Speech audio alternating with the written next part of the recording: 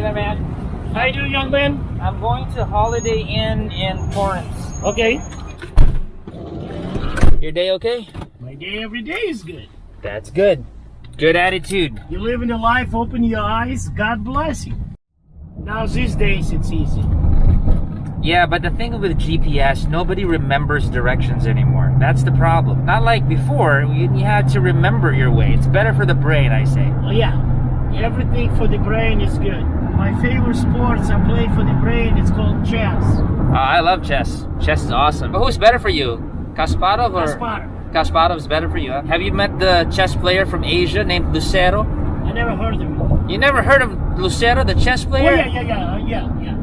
Yeah, that guy's a great chess player. Yeah, I remember, yeah. Thank you so much, Alex. This is a great ride you got. Thank you so much. It's been out. Okay, amigo, thank you so much. Alright, enjoy your time. Again, look for that famous chess player from Asia. Okay, Lucero. Yeah, Zach Lucero, man.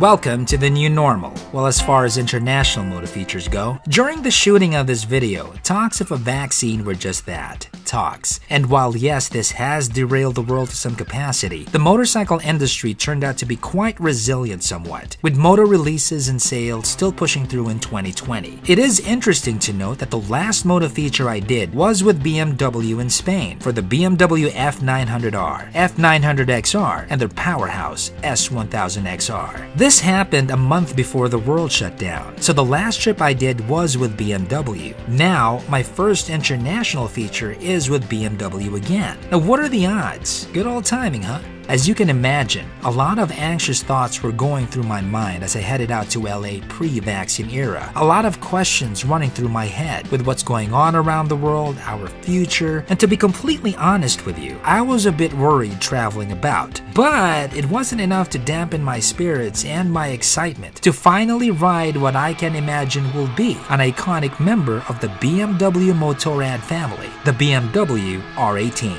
Welcome to Makina Moto Features.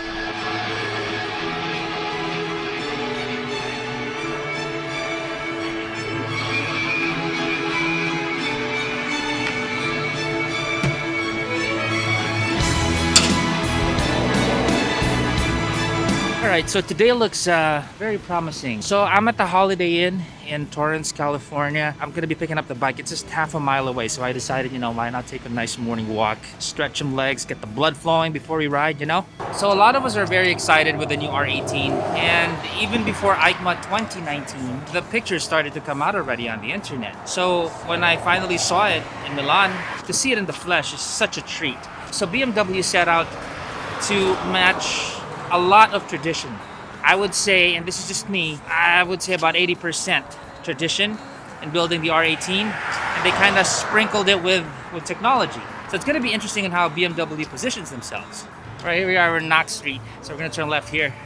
As I walked up to the compound to pick up the bike, I was greeted with essentially nothing. There was no usual media fanfare or fancy dinner or a meet and greet with the designers and such. These are the things I was used to with these international media launches. Not this time. BMW Motorrad turned out to be very strict with their COVID-19 protocol. What I got was a bunch of instructions and info via email, a pickup point in Torrance, California, and the bike. That's it. I preferred it this way actually. This was more alone time and me time with the bike, similar to what I do back home with Moto Features. No pressure from anyone. No having to wait up for a group worrying about ride dynamics with other moto journalists. It was just me, the road, and the bike.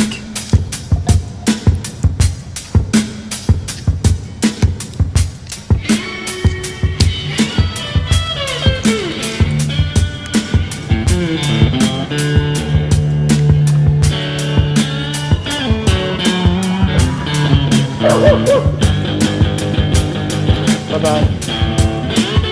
Mike, if you hear me, goodbye. I'll be back in the afternoon.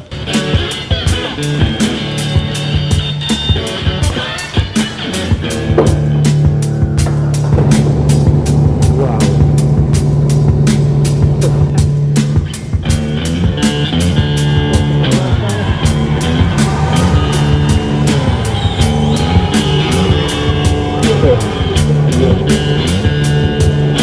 off to Santa Monica. We are in the south. We're gonna try to hit west. So today is gonna be very dusty, as I heard. That's what Mike told me. I gotta be careful about that. There's a monkey breathing in my veins. My mother cut the jungle with the plastic eyeball. Spray paint the vegetables, dog food skulls with the beefcake pantyhose. In the headlights, I put the neutral. Stop confident, the music and the cruise control, babies and Any impression on the bike being heavy and unmanageable disappeared as soon as I felt some of its power from its rated output of 91 horses at 4,750 RPM. Its maximum torque is 158 Nm at 3,000 RPM.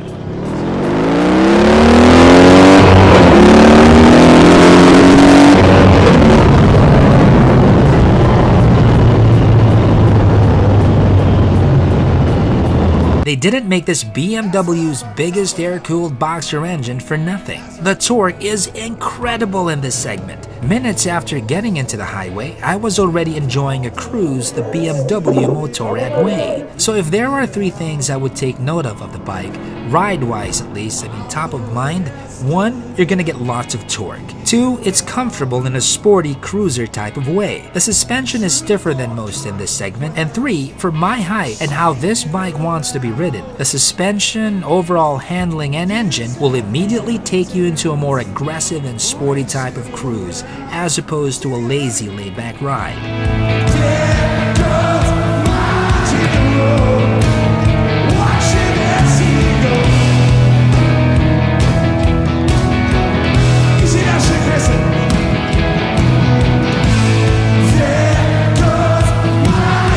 The R18 currently has the bragging rights of having the biggest BMW boxer engine of all time. This is a newly developed 2-cylinder, dubbed as the Big Boxer. This is about roots, and this engine follows tradition in its latest evolution of the age-old, time-tested air-cooled boxer from way back 1923. The suspension in the new R18 again is about roots and tradition. It's got a double-loop steel tube frame, which is a resilient and long-standing BMW Motorrad frame type. The rear swing arm will take you back to the legendary BMW R5's comparable design, with the rear axle transmission wearing bolted connections. Going back to what I said about BMW gunning for more of the past and the new, the suspension elements of the new BMW R18 has no electronic adjustment options. What it has is a good old telescopic fork and a directly mounted central suspension strut with travel-dependent damping and adjustable spring preload. Just like the legendary BMW R5, the tubes of the telescopic forks are encased in fork sleeves. The fork tube diameter is 49 mm, and the suspension travel is 120 mm at the front and 90 mm at the rear. Stopping this heavy bike is a set of twin disc brakes at the front and a single disc brake at the rear in tandem with 4 piston-fixed calipers. Complementing all of that are spoked wheels, of course, and in this size, segment,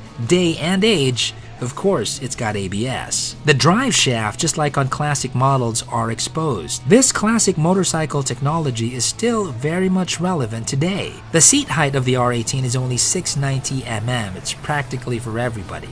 Nice and low. The footrests are mid-mounted, positioned behind the cylinders of the boxer engine. There are also a lot of options available, including footboards, additional footrests, reverse assist, all that on top of the BMW Motorrad equipment program, showcasing numerous ways on how to turn the R18 into your own. Now, if you know me, you would know that I love custom bikes. I love custom to bits. But for me, the R18, I'd leave it alone.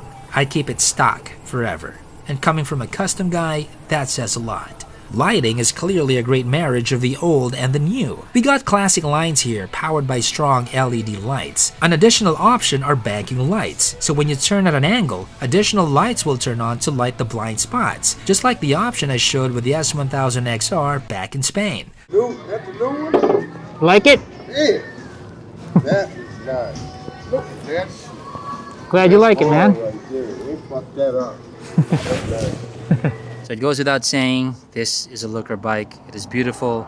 It is awesome. BMW just entered the cruiser segment. The idea of the R18 is BMW wanted to stick to tradition. We're not talking just about looks here. We're also talking about the technical aspects, the historic significance of those old bikes from BMW and how that will translate to today. We're talking about 80% historical tradition and 20% tech. So right now, let's talk about the centerpiece of this bike, which is the engine. So since 1923, this right now is the most powerful BMW Boxer engine ever, and with that comes a lot of torque. It is air cooled, and to help with that, we got an oil cooler over there to maintain the whole air cool Boxer engine vibe, right, in line with tradition. They could have put a radiator there, but it's like, nah, let's not. So the displacement of this little power plant is 1802 cc. It's got 91 horsepower, and it's got about 150 Nm of torque. So in line with tradition, the centerpiece of the suspension in the new R18 is a double loop steel tube frame. This design is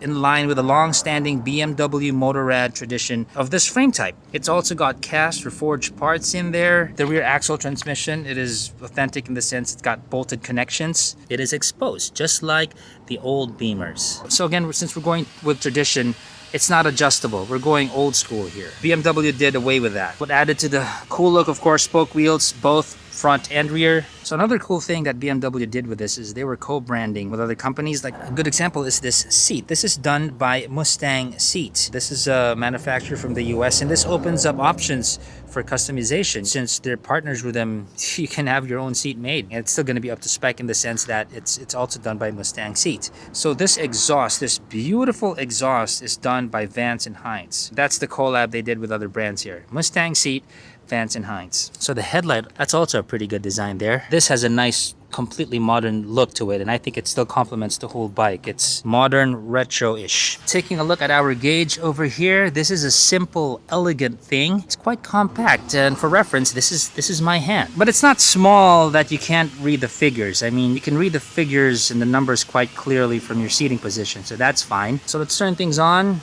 You gotta hit the power button, like so, and that thing will light up. And it will show the digital display right over there, as you can see. I want to talk to you about the modes first. So right now we have roll, and then we have rock, and then we have rain. So let me explain. Rain basically is you're going to have a gentler takeoff, and you have ASC and MSR intact. Roll mode, you're going to get the full power that you can get from the throttle, but the ASC and MSR is still gonna be there. So you're gonna have full power and it's safer. In rock mode, you're gonna have full throttle power and the ASC is gonna be more toned down. So you're gonna have a little bit more slip at the rear wheel if you want, if you want to play around that way. The quality of this, from the paint to the welds, I mean, it's just spot on. Just like tradition, you got your pinstripes over here. The paint job is just, BMW. It is superb. There is not much to be said in terms of quality of BMW. They do not disappoint. Every little detail. The switch is high-end, high-end, high-end. The grips are high-end. Even as little as this part right here, you can see the machining and how it was all manufactured and done. Very, very good quality. Everything. I mean, I'm just trying to find fault here, right? Okay, let's take a listen.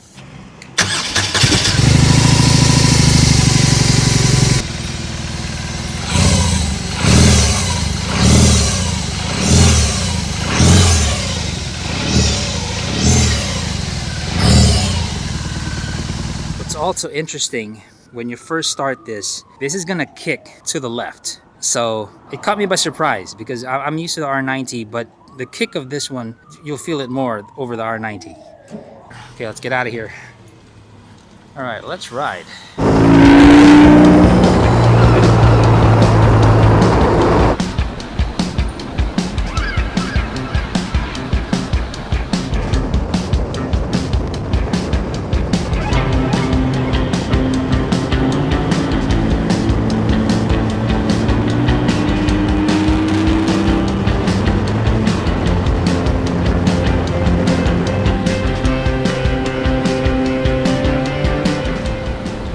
So, for those gunning for the R18 for this first batch, you are in for a very special treat. Because apart from buying an already awesome bike, you're also going to get a welcome box. A box with a picture of the engine on the lid, historical copper-colored tank emblems, assembly gloves, historical slotted screws, also copper-colored, assembly screwdriver, an R18 First Edition cap, a leather belt with an exclusive R18 First Edition clasp, and a book about the near 100-year history of BMW Motorrad.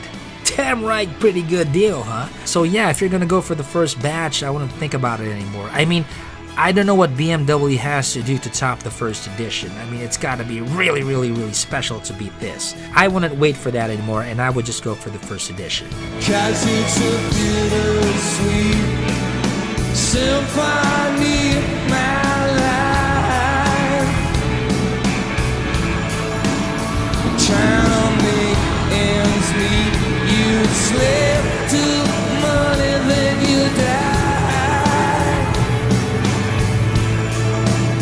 I wanna take you down the only road I've ever been down.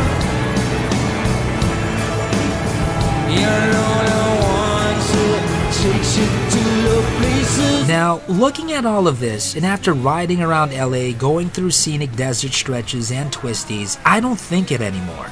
This will be an iconic member of the BMW Motorrad family. They pretty much nailed it on the head in producing a bike with a purist approach and trying to marry the old and the new, paying proper homage to its roots, something they were not able to achieve with the R90. Now, don't get me wrong here, okay? I am a proud owner of an R90 and I love that bike. It's one of my all-time faves. But that bike turned out to be a modern classic on its own, despite its efforts to reach out to the past. The R18 though has a clearer path from where it came from, and I can't imagine this appealing to the vintage guys, the custom guys, a younger cruiser market, and perhaps some spillovers from the sport and adventure segment for those looking for something different. This bike is capable of touching any motorcyclist's heart with one look. This is a very cool bike. I want one. You guys ride safe, you guys stay healthy. This is Zach from Makita Moto Features. Ciao. Let it cleanse my mind. I feel free now. But the airways are clean, and there's nobody singing to me now. Ain't that right? Yeah, I can't change, I can't change, I can't change, I can't change.